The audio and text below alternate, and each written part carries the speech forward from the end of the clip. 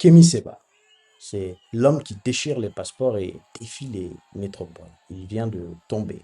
Il n'est pas tombé à Paris ni à Cotonou, mais plutôt à Pretoria, en Afrique du Sud. C'est là-bas que le destin du leader d'urgence panafricaniste a basculé.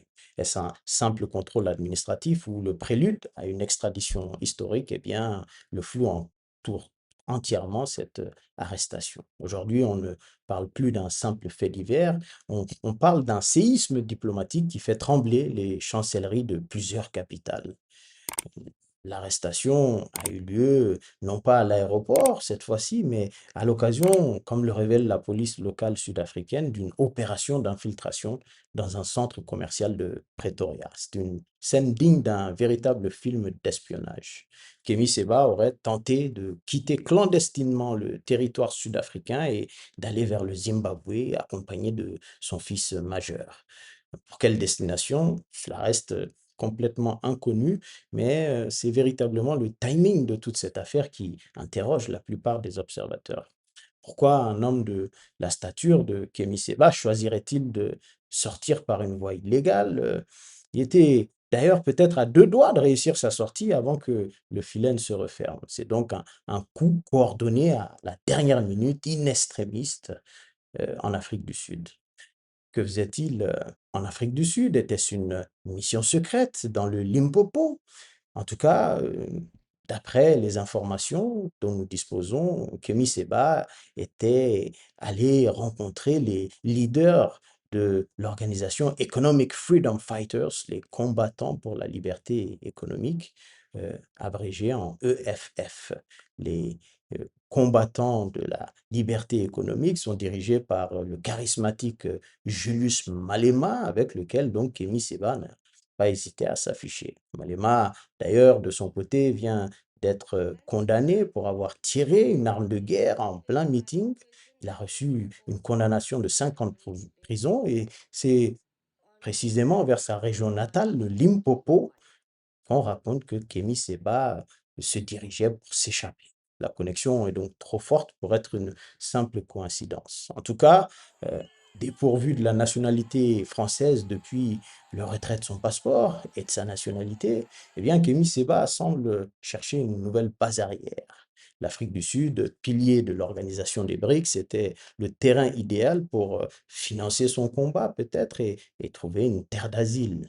Les conditions de son arrestation montrent une opération musclée, opération conjointe entre les services d'immigration et la police sud-africaine, la SAPS. Quel motif a-t-il été arrêté? Selon le communiqué de la police locale, facilitation d'entrée illégale. Le père et le fils ont donc été tous les deux arrêtés. Qui tentait de faciliter une entrée illégale, eh bien, il y a un troisième homme qui a été lui aussi interpellé au centre commercial de Pretoria. Problème de visa, de documents périmés, ou est-ce une entrée clandestine? En tout cas, le flou persiste, mais Kémy Séba, en tout cas, est en état d'arrestation. Il n'y aurait pas eu de violence gratuite, mais en tout cas, il est mis à l'isolement plus total, selon ses avocats. Ils n'ont pas eu de communication avec Kémy Séba pour l'instant. Donc, le système semble donc avoir verrouillé Kémy Séba dès les premières secondes. Depuis son arrestation, une guerre de l'information a envahi les réseaux sociaux, une guerre des audios sur WhatsApp et Telegram. Des notes vocales ont fuité et font le tour du continent et du monde. Sur ces audios, on entendrait qu'Emi Seba négocier des deals politiques de long. Alors attention, bien évidemment, ces audios n'ont été authentifiés par aucune autorité officielle, ni aucune personnalité d'urgence panafricaniste. Est-ce donc un montage par IA pour briser son image ou de véritables écoutes des services? Si oui, quel service? En tout cas, ce chaos informationnel prouve une chose, c'est que cette affaire dépasse largement le cadre juridique habituel. Il y a des enjeux et derrière ces enjeux, il y a beaucoup de pays et de continents qui sont concernés. Le premier des pays, c'est bien sûr le Bénin, où Patrice Talon doit observer en silence. Il y accuse Kémy Séba d'avoir soutenu le coup d'État manqué du 7 décembre 2025. C'est peut-être une occasion idéal de neutraliser un opposant radical sans pour autant s'exposer. Mais une demande d'extradition est venue lever le voile en le plaçant au cœur de cette affaire Kémy Séba. Kémy Séba sera-t-il extradé vers le Bénin? La question reste entière. À Paris également, en France, il y a un silence radio-stratégique pour le moment. Kémy Séba est pourtant dans le viseur de la justice française également.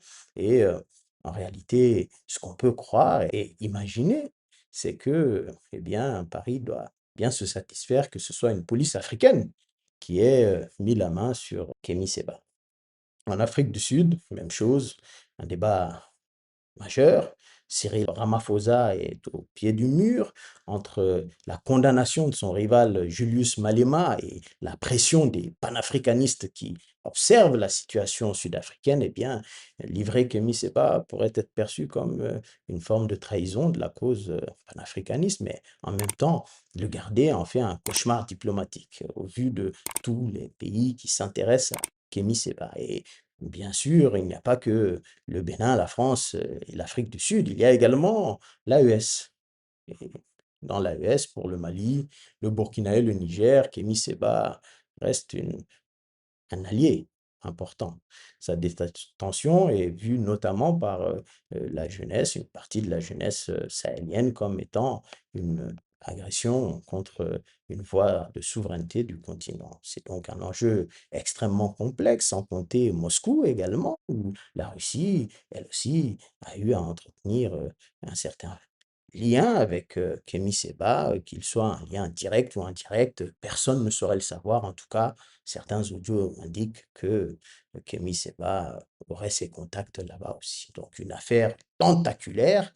Kémy Séba est peut-être aujourd'hui derrière les barreaux, mais son arrestation vient de transformer ce qu'on considérait comme un agitateur des réseaux sociaux en un véritable enjeu géopolitique.